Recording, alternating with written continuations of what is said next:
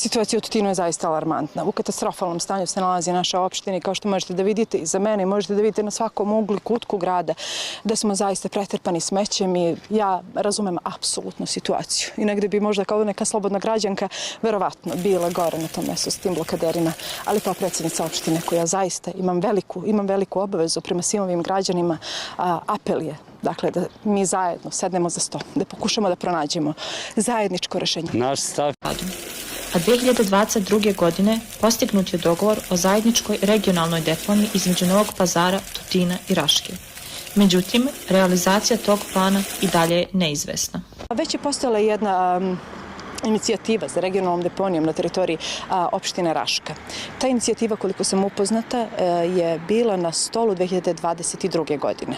Da li je inicijativa ugušena ili se samo stalo sa tim? Zaista o čemu se radi, ja nisam upoznata, ali naravno da je interes da postoji jedna regionalno uređena deponija po adekvatnim uslovima gde neće ni jedan ljudski život da bude ugrožen. Rešenje je prvo da se sedne za sto, da pokušamo zajedno, da nađemo zajednim razgovorom, da dođemo do zajedničkog rešenja, da vidimo šta je to najbolje za sve. Nikad da ispašta jedna grupa određenih ljudi, nego jednostavno da podnesemo svi taj teret.